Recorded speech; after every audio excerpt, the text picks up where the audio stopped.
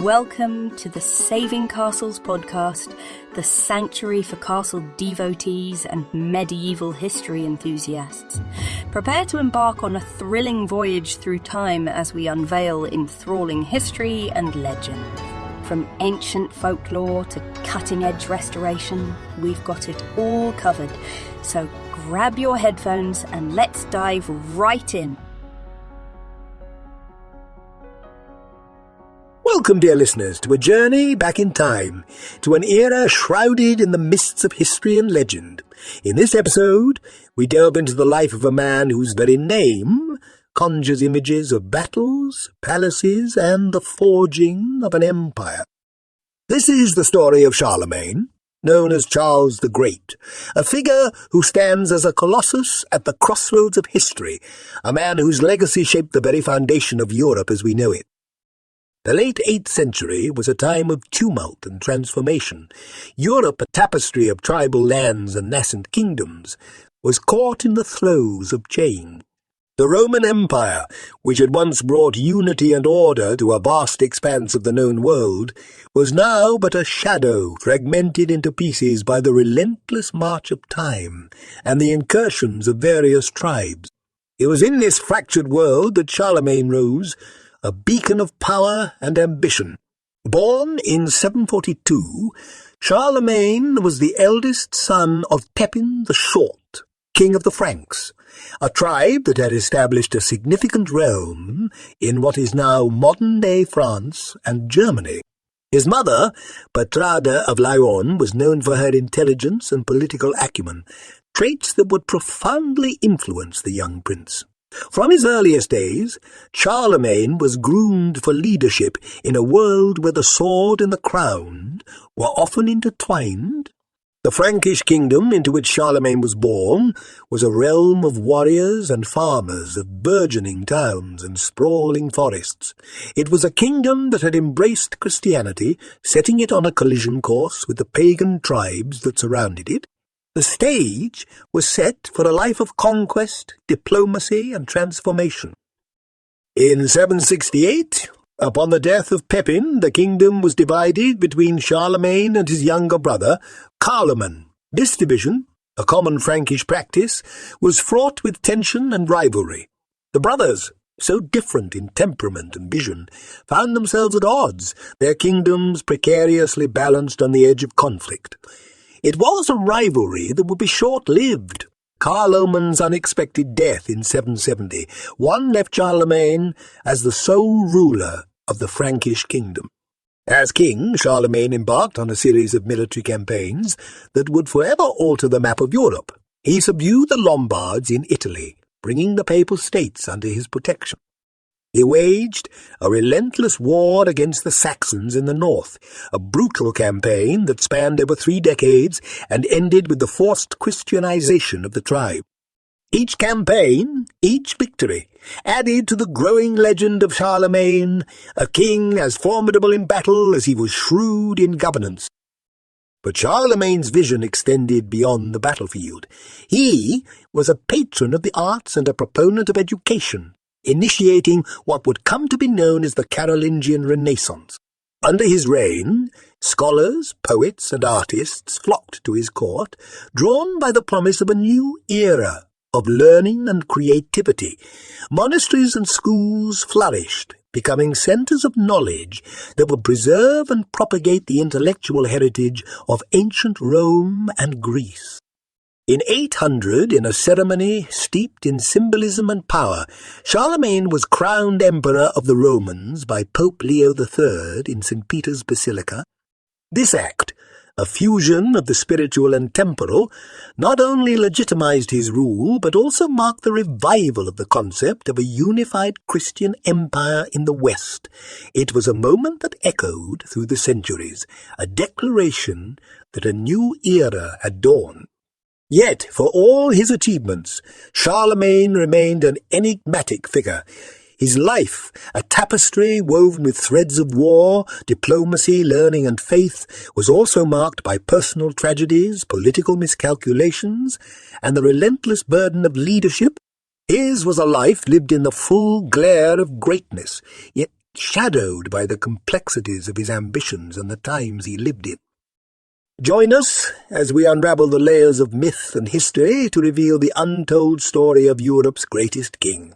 This is not just the tale of a man, but the saga of an empire and the forging of a legacy that would echo through the annals of history. In the tapestry of history, where threads of war, ambition, and destiny intertwine, the early life of Charlemagne emerges as a crucial weave in the making of a king whose shadow would stretch across centuries. Born in 742, in an age where the echoes of the Roman Empire's fall still resounded, Charlemagne was the scion of a lineage poised to shape the future of Europe. His father, Pepin the Short, was a man of stature and ambition, not just in physical presence, but in the realm of power. Pepin, having ascended the Frankish throne through a blend of shrewd political manoeuvring and sheer force, laid the groundwork for what would become Charlemagne's empire. His mother, Bertrada of Leon, known for her beauty and intelligence, was a woman whose influence in the Frankish court was both subtle and profound. In this environment, young Charlemagne grew, imbibing lessons of kingship and warfare, diplomacy and strategy. The Frankish kingdom, into which Charlemagne was born, was a realm at the crossroads of transformation. The legacy of the Roman Empire lingered in its institutions and culture, but it was a kingdom firmly rooted in the Germanic traditions of its Frankish rulers. It was a land of warriors and farmers, of burgeoning towns and ancient forests, a kingdom that had embraced Christianity, setting itself apart from the pagan tribes that bordered its realms. In 768, the wheel of fate turned. Pepin the Short passed away, and the kingdom was divided between Charlemagne and his younger brother Carloman. The tension between them was palpable, a simmering discord that threatened to erupt into fraternal war. But destiny had other plans. In 771, Carloman's sudden death under mysterious circumstances left Charlemagne as the sole ruler of the Frankish kingdom. Rumours swirled, dark whispers of poison and plots. But in the midst of these speculations, Charlemagne emerged as the undisputed king of a unified realm. It was a pivotal moment, one that marked the end of an era of division and the beginning of a reign that would forever alter the course of European history. As King Charlemagne embarked on an ambitious series of military campaigns, his vision was one of expansion and consolidation, of bringing the disparate tribes and regions of Europe under a single Christian rule. He looked to the south, to the rich lands of Italy and the Lombards, a people who had once been allies but now stood as rivals. His campaign against the Lombards was not just a military endeavour, but a political and religious crusade, one that would bring the papal states under his protection and forge a bond between the Frankish crown and the Catholic Church. To the east, the Saxons presented a different challenge. Here was a proud pagan tribe, deeply rooted in their ancestral lands and traditions.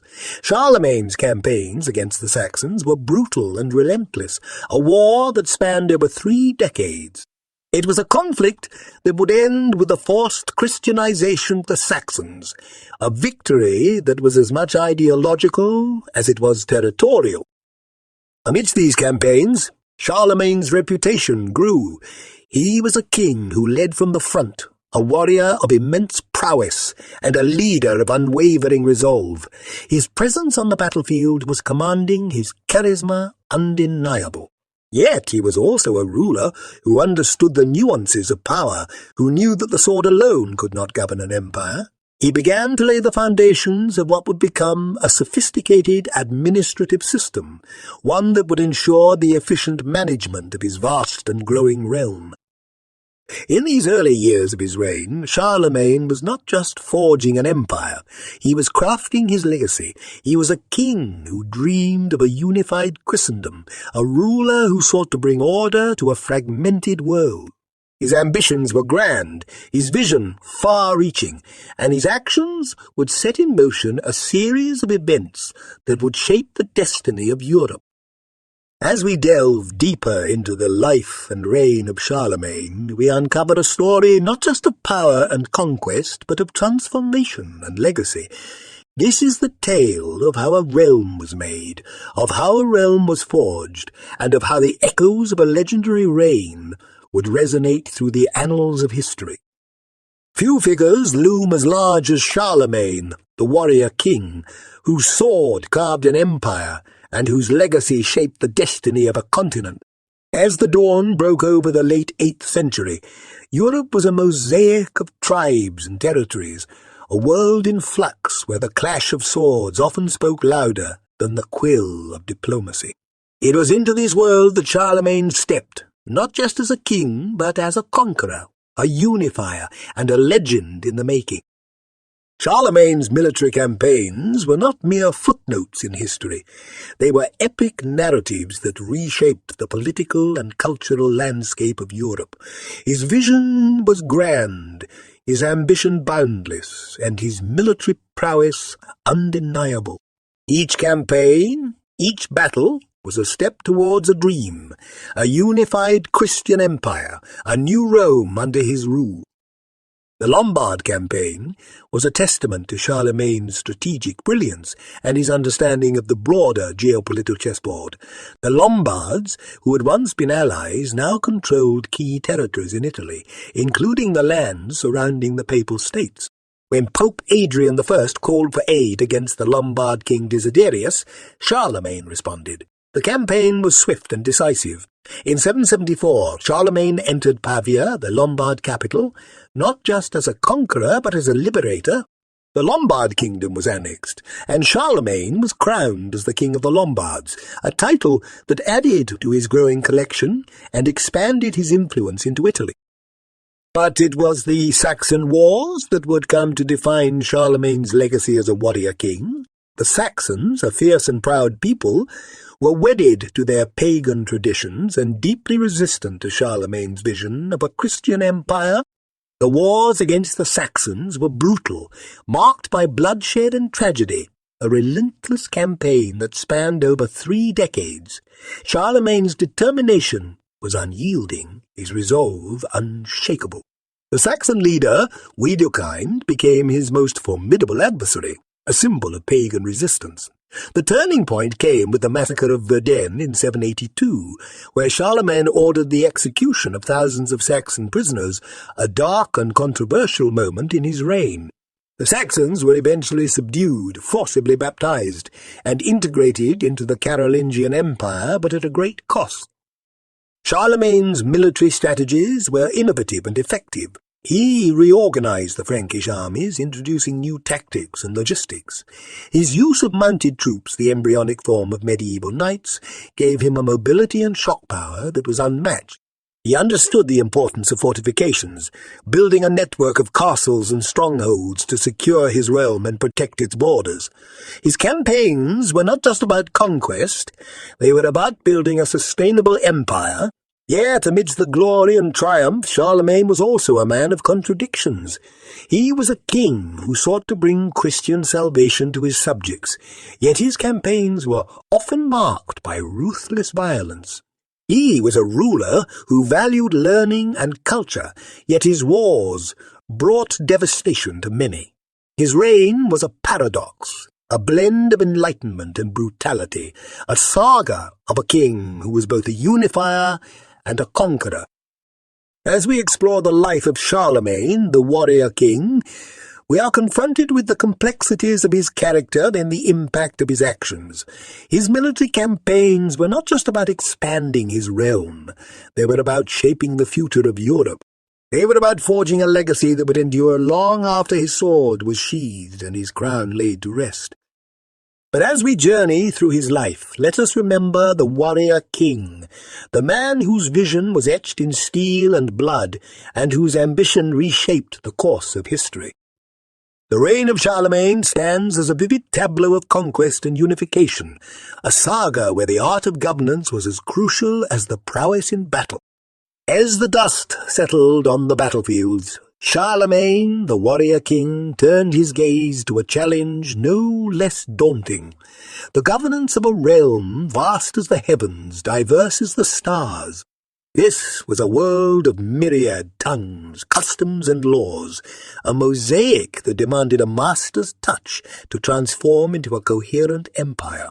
Charlemagne's realm, stretching from the misty shores of the North Sea to the sun-kissed hills of central Italy, from the Pyrenees in the west to the dense forests of Saxony in the east, was an empire of unparalleled diversity in medieval Europe.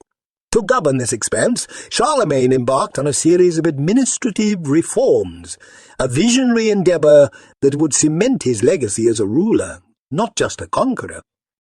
At the heart of Charlemagne's administrative genius was the system of counts and the missi domini. The realm was divided into counties, each governed by a count, a loyal vassal of the king. These counts were the king's representatives, tasked with administering justice, collecting taxes, and raising armies. But power, as Charlemagne knew well, was a double-edged sword. To prevent these counts from becoming too powerful, he instituted the missi dominici, royal agents who travelled the realm, ensuring the count's loyalty and adherence to royal policy. This network of governance, intricate yet effective, was the sinew that held the empire together. But Charlemagne's vision extended beyond mere administrative reforms. He was a patron of the arts and a proponent of education, a king who believed in the power of knowledge and culture. This was the era of the Carolingian Renaissance, a reawakening of learning and artistry that would leave an indelible mark on the annals of Europe. Monasteries and cathedrals became centres of learning, repositories of ancient wisdom and new thought. Scholars from across the continent were drawn to Charlemagne's court, a beacon of intellectual fervour. The scriptoria of these monasteries busied themselves in the laborious task of copying manuscripts, preserving the works of antiquity for generations to come. In the year 800, a crowning moment arrived, both literally and figuratively, in Charlemagne's journey to unify his realm. On Christmas Day, in the venerable city of Rome, amidst the solemn grandeur of St. Peter's Basilica, Charlemagne was crowned Emperor of the Romans by Pope Leo III. This act was a masterstroke of symbolism and power, a fusion of the spiritual and the temporal. It was a declaration that a new Rome had arisen in the West, an empire that aspired to the glory of the ancient Caesars. This coronation was not just a personal triumph for Charlemagne. It was the culmination of his efforts to unite his realm under a shared identity, a common destiny. Yet the task of unifying such a vast empire was fraught with challenges. Charlemagne's realm was a melting pot of cultures and peoples, each with their own traditions and loyalties. The king's ability to navigate these complexities, to blend firmness with tolerance, tradition with innovation, was a testament to his political acumen. He walked a tightrope between preserving the diversity of his realm and fostering a sense of common identity, a balancing act that required both the sword and the scroll. His efforts to unify his realm were not just about building an empire. They were about laying the foundations for a new era in European history. In Charlemagne's empire we see the seeds of modern Europe, a continent united not just by borders but by culture, law, and faith. We will now explore the multifaceted aspects of Charlemagne's reign, from his relationship with religion to the private life of this enigmatic king. The saga of Charlemagne is not merely a tale of conquest and empire, but also a chronicle of faith and fervour, a narrative where the cross and the crown were inextricably intertwined. Charlemagne, the emperor and the king, was also Charlemagne, the defender of Christendom, a ruler whose life was as much shaped by the altar as it was by the throne. The late 8th century was a time when the spiritual and temporal realms were deeply entangled. The Church was not just a religious institution, but a political and cultural force, a cornerstone upon which the very legitimacy of kings and emperors rested. In this world, Charlemagne emerged as a pivotal figure, a king who would use his power and influence to shape the religious landscape of medieval Europe. Charlemagne's relationship with the Catholic Church was complex and multifaceted. He was a protector and a patron, a ruler who saw the church not just as a spiritual authority, but as a partner in governance. His reign marked a new era in the relationship between the throne and the altar, a symbiosis that would have profound implications for the future of Europe. One of the most emblematic moments of this relationship was Charlemagne's coronation as emperor by Pope Leo on Christmas Day in the year 800. This act, performed in the hallowed halls of St. Peter's Basilica, was a powerful symbol of the unity between the Frankish Empire and the Church. It was a mutual endorsement, the Pope gaining a protector and Charlemagne receiving a divine sanction for his rule. This coronation was not just a personal triumph for Charlemagne, it was a statement that the Christian faith was now indelibly linked to the fate of the empire. But Charlemagne's role as a defender of the faith went beyond symbolic gestures. He was a reformer, a king who sought to purify and strengthen the Church. He convened councils, such as the Council of Nicaea in 787. He addressed issues of doctrine and discipline. He implemented reforms and moral and administrative rectification within the Church, ensuring that its clergy upheld the standards of their sacred office. He was a patron of monasteries and convents, seeing them as beacons of learning and piety. The spread of Christianity was a cornerstone of Charlemagne's domestic and foreign policy. His wars against the Saxons, while driven by political motives, were also crusades to spread the Christian faith. The Saxons were forcibly baptized, their sacred groves destroyed, and their pagan rituals outlawed. In Spain, Charlemagne's campaigns against the Muslim Moors were framed as a religious struggle, a defense of Christendom against the infidel. Yet, Charlemagne's approach to religion was not merely one of coercion and conquest. He was a patron of religious art and architecture, seeing them as expressions of divine glory. The Palatine Chapel at Aachen, with its octagonal basilica and its gilded dome, was a testament to his vision of a Christian empire, a fusion of Roman grandeur and Christian symbolism. Charlemagne's personal faith remains a subject of historical speculation. He was undoubtedly a devout Christian, but his faith was also a tool of statecraft, a means to unify and legitimize his rule. He attended Mass regularly, participated in religious festivals, and was known for his generous alms. Yet his private beliefs were often overshadowed by his public persona, the emperor for whom religion was a pillar of imperial authority. As we explore the life and reign of Charlemagne, we see a ruler for whom religion was both a personal conviction and a political necessity. His legacy in the realm of faith is as significant as his military and administrative achievements. He shaped the Christian identity of Europe, an identity that would endure long after his empire fragmented and his name passed into legend. Let us delve into the private life of Charlemagne, exploring the man behind the myth, the king behind the crown. In the grand narrative of Charlemagne's life, a saga woven with the threads of conquest and empire, there lies a lesser, told yet equally captivating story. The tale of Charlemagne, the man. Beyond the battlefield and the council chamber, beyond the crown and the throne, there existed a private world, a realm where Charlemagne was not just an emperor, but a father, a husband, a patron, and a seeker of knowledge. It is in this intimate sphere that we glimpse the human behind the legend, the personal behind the public persona. Charlemagne's family life was as complex and multifaceted as his reign. He was a man of passions, a king who loved deeply and lost profoundly. His marital life was a tapestry of alliances and affections. He had multiple wives and concubines, a common practice among Frankish royalty, designed to forge political bonds and ensure a lineage of heirs. His first wife, Himiltrude, bore him a son, Kepin the Hunchback, whose later rebellion would be a source of great personal anguish. His subsequent marriages to Desiderata, Hildegard, Fastrada, and Luitgard were not just unions of hearts, but also a political strategy, each wife bringing her own influence and legacy to the Carolingian court. But it was perhaps with Hildegard, his third wife, that Charlemagne found a partnership that transcended political expediency. Together they had 9 children, and through these offspring Charlemagne sought to weave a web of alliances across Europe.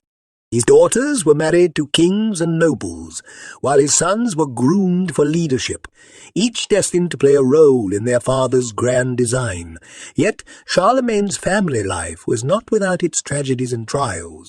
The early deaths of some of his children and the rebellions of others would cast shadows over his later years.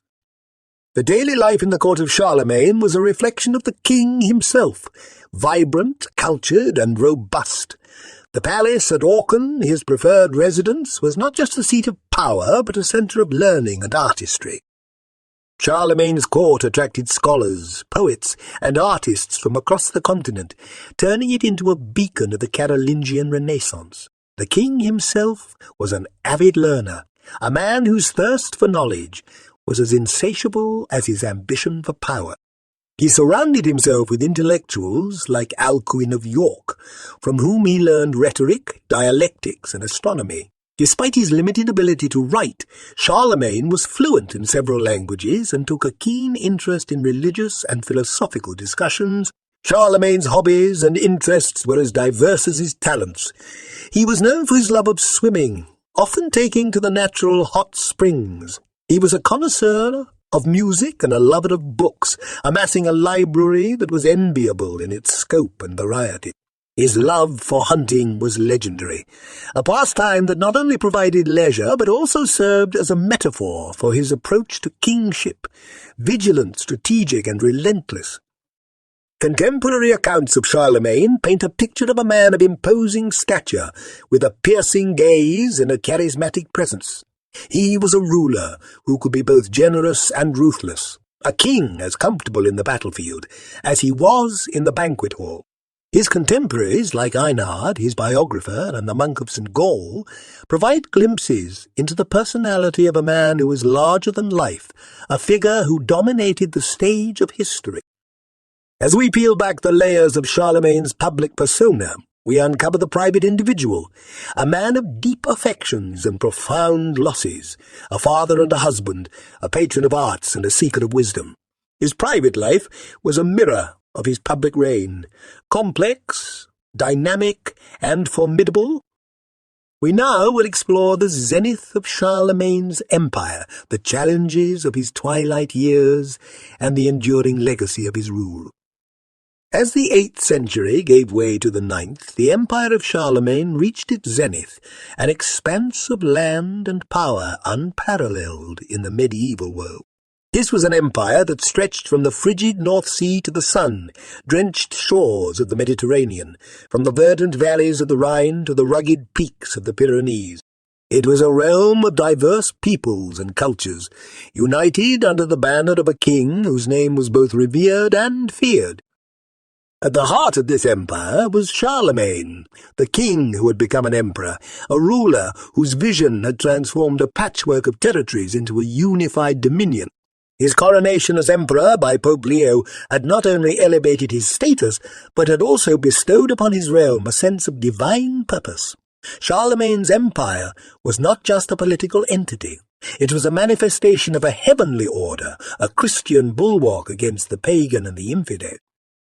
The empire, at its zenith, was a testament to Charlemagne's skill as a ruler and a strategist.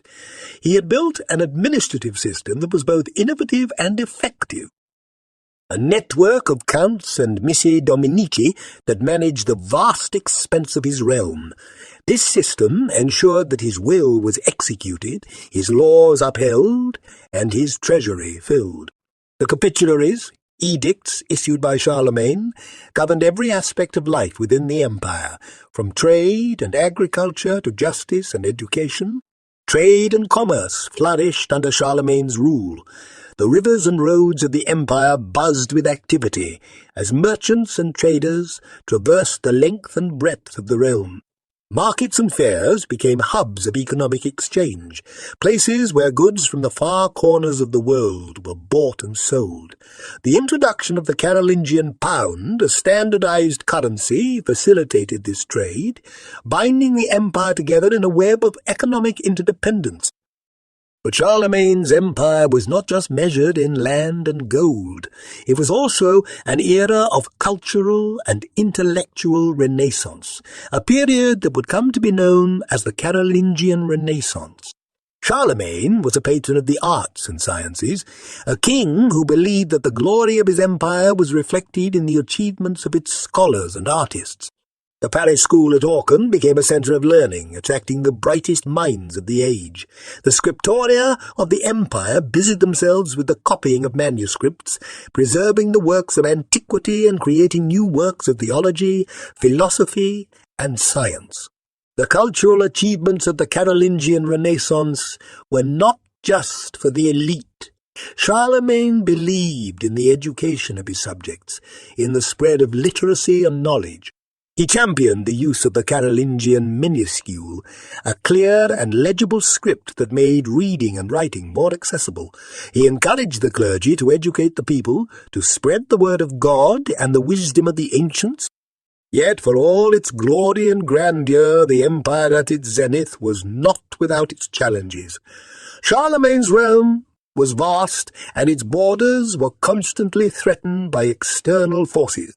The Saxons, though subdued, were restive under Frankish rule. The Muslims in Spain continued to be a formidable presence, and the Byzantine Empire, though weakened, was still a rival for power and influence. Internally, the sheer size of the empire made it difficult to govern, a task that required not just strength but also subtlety and diplomacy. As we explore the pinnacle of Charlemagne's empire, we see a realm that was the embodiment of its rulers' ambitions and dreams. It was an empire that had reached the heights of power and culture, a beacon of Christian civilization in a fragmented world. But as with all empires, the question lingered, how long could it endure? How long before the weight of its own greatness would begin to strain the seams of its construction? As the sun began to set on the 8th century, the twilight years of Charlemagne's reign approached, casting long shadows over the empire he had built with the might of his sword and the strength of his will. These were years tinged with the inevitable hues of change and challenge, a period marked by both introspection and the relentless march of time. Charlemagne, the emperor who had once traversed his realm with boundless energy, now felt the weight of his years. His once powerful frame, which had carried him through countless battles, began to stoop. Yet his mind remained as sharp as ever, a beacon of wisdom and experience in an empire that was slowly transitioning into a new era. The later years of Charlemagne's reign were characterized by a series of challenges that tested the resilience of his empire. The borders he had expanded through relentless conquests were now under threat. To the north, the Danes, a fierce and ambitious people, began to eye the rich lands of the Carolingian Empire. To the south, the Muslims in Spain continued to resist Frankish authority, a reminder of the empire's limits. Even within his borders, the seeds of dissent and division were beginning to sprout, as the vastness of the empire made centralized control increasingly difficult. Amidst these external challenges, Charlemagne faced internal strife as well. The question of succession loomed large over the empire. Charlemagne's sons, born of different mothers, were natural rivals, each vying for a piece of their father's vast legacy. The king's decision to crown his son Louis the Pious as his co-emperor in 813 was an attempt to secure a smooth transition of power. However, the complexities of imperial politics and the ambitions of his offspring would eventually lead to fragmentation and conflict. In his later years, Charlemagne's character underwent a subtle transformation. The king, once known for his martial prowess and relentless ambition, began to show a more contemplative and pious side. He devoted more time to religious affairs, deepening his involvement in the reform of the church and the promotion of Christian values. His palace at Aachen, once the centre of imperial power, began to resemble a monastic retreat where the affairs of state were interspersed with prayer and contemplation. The twilight years were also a time of reflection for Charlemagne. He looked back on his achievements, the wars he had fought, the lands he had conquered, and the empire he had built. There was pride in what he had accomplished, but also a recognition of the impermanence of power and glory. The king who had once sought to unite Europe under his rule now pondered the legacy he would leave behind, the memory that would linger in the annals of history. Charlemagne's death in 814 marked the end of an era. The emperor passed away in his beloved Aachen, leaving behind an empire that was both powerful and precarious. His passing was mourned throughout the realm, a testament to the impact he had made on the lives of his subjects. The empire he left behind was a testament to his vision and ambition, but it was also an entity that bore the seeds of its own division. In the twilight years of Charlemagne's reign, we see the closing chapters of a remarkable life. These were years of introspection and challenge, a period that tested the resilience of the emperor and his empire. As we reflect on these years, we gain a deeper understanding of Charlemagne, not just as a conqueror and a ruler, but as a man facing the inevitable march of time and the complexities of legacy. In the tapestry of history, where the threads of myth and reality intertwine, the figure of Charlemagne stands as a colossal silhouette, a king whose life became the stuff of legend. As the centuries rolled on, the man who was Charlemagne, the emperor and warrior, transcended the bounds of his mortal life, becoming a symbol, a mythic figure in the pantheon of European history.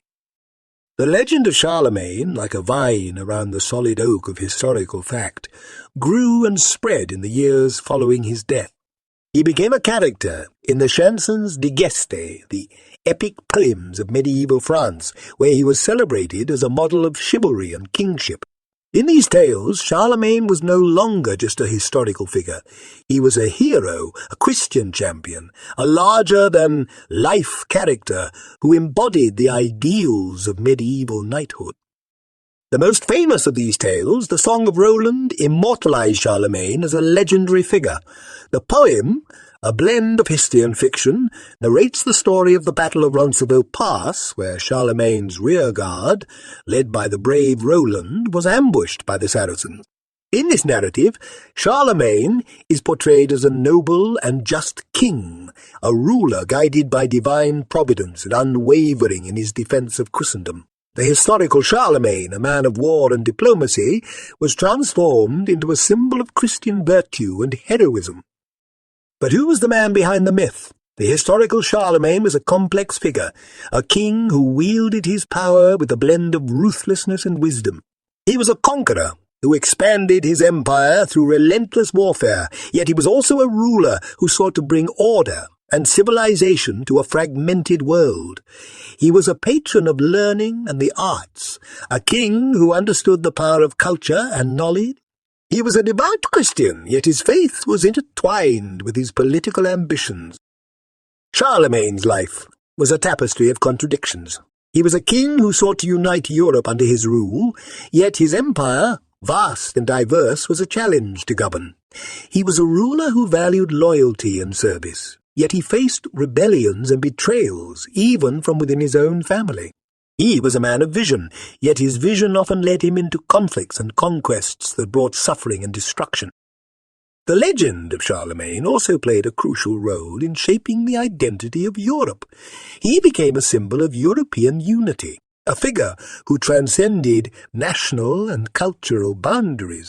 In the centuries that followed, Charlemagne was revered as a father of Europe, a king who had laid the foundations for the continent's future. His legacy was invoked by rulers and leaders, a touchstone for those who dreamed of a united and peaceful Europe. As we explore the legend and the man, we are confronted with the complexities of history and memory. Charlemagne, the king who became a myth, was both a product of his time and a creator of the future. His life was a reflection of the tumultuous era in which he lived, an era of warfare and change, of faith and learning. Yet his legacy was also a testament to his impact on the course of European history, an impact that would echo through the ages. Centuries have passed since the death of Charlemagne, yet his shadow looms large over the tapestry of European history. His legacy, a complex amalgam of conquest, culture, and Christianization, continues to be a subject of fascination and debate. In the modern era, Charlemagne is not merely a historical figure. He is a symbol, a touchstone that has been used and interpreted in various ways, reflecting the changing tides of European history and identity. Charlemagne's impact on the political landscape of Europe is undeniable. The empire he forged, though fragmented after his death, laid the groundwork for the nations of modern Europe. The concept of a unified Christian Europe, with a shared cultural and religious heritage, can trace its roots back to Charlemagne's reign. His efforts to consolidate territories under a central authority set a precedent for the nation-states that would emerge centuries later. The borders he drew, the alliances he forged, the conflicts he waged, all played a part in shaping the geopolitical contours of the continent. In the realm of culture and education, Charlemagne's influence was profound and enduring. The Carolingian Renaissance, initiated under his patronage, sparked a revival of learning and artistry that would ripple through the ages. The preservation and propagation of classical knowledge during his reign laid the foundation for the intellectual awakening of Europe. The scriptoria of the Carolingian Empire, with their meticulous copying of manuscripts, ensured that the wisdom of the ancients was not lost to the ravages of time. The Carolingian minuscule, a clear and legible script developed during his reign, became a precursor to the typefaces used in modern printing. Charlemagne's legacy in modern European politics is equally significant. He has been idealized as a symbol of European unity and strength, a figure who represents the potential for diverse cultures to coalesce under a shared vision. In the 20th and 21st centuries, as Europe grappled with the challenges of integration and identity, Charlemagne emerged as a patron saint of European unity. The Charlemagne Prize, awarded annually since 1950 to individuals or institutions that have contributed to the ideals of European unity, is a testament to his enduring legacy as a unifier. However, Charlemagne's legacy is not without its complexities and contradictions. His empire, built on conquest and conversion, raises questions about the nature of power and the ethics of imperialism. The forced Christianization of pagan tribes, such as the Saxons, and the suppression of local cultures and traditions, are aspects of his reign that invite scrutiny and criticism. In the modern era, where values of tolerance and multiculturalism are espoused, Charlemagne's methods and motives are often viewed through a critical lens. Moreover, the romanticization of Charlemagne as a European hero has been challenged by the realities of Europe's diverse and multifaceted history. The notion of a unified Christian Europe under a benevolent emperor is a simplification of a complex and tumultuous period.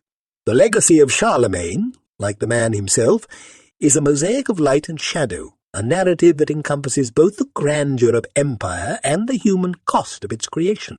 As we reflect on Charlemagne's legacy in modern Europe, we are reminded of the enduring impact of historical figures on the collective consciousness of societies. Charlemagne's reign, a pivotal moment in the medieval era, continues to resonate in the contemporary discourse on European identity, governance, and culture. His life and legacy, a blend of myth and history, serve as a mirror, reflecting the aspirations, challenges, and contradictions of both his time and ours. We conclude our exploration of Charlemagne's life and legacy, offering reflections on the intertwining of myth and history in the legacy of Europe's greatest king. As we draw the curtains on the epic saga of Charlemagne, it is time to reflect on the enduring enigma of a man who was both a maker of history and a product of his times. Charlemagne, A figure shrouded in the mists of legend and the clarity of historical fact, continues to captivate the imagination of those who journey through the annals of European history. Charlemagne's role in shaping medieval Europe cannot be overstated. He emerged during an era of fragmentation and uncertainty, a period marked by the waning influence of the Roman Empire and the rising tide of new kingdoms and tribes. In this chaotic landscape, Charlemagne carved an empire that stretched across a significant expanse of the continent, bringing a semblance of order and unity. As a warrior, he expanded the boundaries of his empire, bringing under his sway a diverse array of peoples and cultures. His military campaigns, while often brutal, were instrumental in consolidating his rule and extending the influence of the Frankish kingdom. As an administrator, he implemented reforms that enhanced the governance of his vast empire, introducing systems and policies that would influence the administrative practices of future European states. Charlemagne's impact on culture and education was profound. His efforts in promoting literacy and scholarship laid the groundwork for the intellectual awakening of Europe, a legacy that would bear fruit in the centuries to come. Yet the story of Charlemagne is not without its darker hues. His campaigns against the Saxons and other tribes raise questions about the nature of his conquests and the methods he employed. These actions, while typical of the era, invite reflection on the moral dimensions of power and the legacy of imperial ambitions. In the realm of myth and legend, Charlemagne occupies a special place. He transcends the boundaries of history, becoming a symbol of idealized kingship, a paragon of Christian virtue and a model of chivalry. The legends that grew around him, embellishing his deeds and character, reflect the human need to create heroes and icons, figures who embody the values and aspirations of their society. As we reflect on the life and legacy of Charlemagne, we are reminded of the complexity of historical figures. His story is a reminder that history is not just a chronicle of facts and dates, but a tapestry of human experiences, ambitions, and aspirations. It is a narrative shaped by the interplay of personal agency and the broader forces of social, cultural, and political dynamics. Charlemagne, the great king, remains a figure of fascination and intrigue. As we conclude this journey through his life, we are left with a richer understanding of a man who was not just the ruler of an empire, but a shaper of history, a figure who continues to echo through the ages as a symbol of power, ambition, and the complexities of legacy. As we draw the veil over the saga of Charlemagne, the untold story of Europe's greatest king, we step back, allowing the full panorama of his life and legacy to come into view. In this concluding reflection, we grapple with the enormity of a figure who was both a man and a myth, a ruler who shaped an era and whose shadow stretches far beyond the reach of his empire. Charlemagne, a king of the Franks, an emperor of the Romans, emerges not just as a character in the annals of history, but as a sculptor of the very landscape of medieval Europe. Charlemagne's life was a confluence of ambition, power, wisdom, and contradiction. Born into a world emerging from the chaos of the Dark Ages, he took the fragmented pieces of a crumbling Western Europe and forged an empire that, for a fleeting moment in history, united a continent under the banner of Christianity and Frankish rule. His reign was a crucible in which the modern identity of Europe began to take shape, melding the Germanic, Roman, and Christian traditions into a singular narrative. The legacy of Charlemagne is as complex as the man himself. In the centuries that followed his death, he became a legend, a figure enshrined in epic poems and tales that extolled his virtues and achievements. He was celebrated as a model of Christian kingship, a champion of European unity, and a paragon of medieval chivalry. This mythologized Charlemagne became a symbol, a touchstone for rulers and leaders who sought to emulate his glory and power. In the end, the story of Charlemagne is a testament to the enduring power of history, to its ability to inspire, to teach, and to provoke. As we bid farewell to Charlemagne, we carry with us the echoes of a past that continues to resonate in the present, a past that reminds us of the indelible imprint of great lives on the tapestry of time. Thank you for joining us on this enchanting journey through medieval history. While our weekly episodes will continue to captivate your imagination, there's an exclusive treasure trove for subscribers, a secret vault of bonus episodes filled with extra tales and deep dives into the subjects we cover. Your curiosity fuels our mission, and we're truly thankful for your support. Until we meet again among stone walls and towering turrets, keep that torch of curiosity burning bright. Thank you for listening.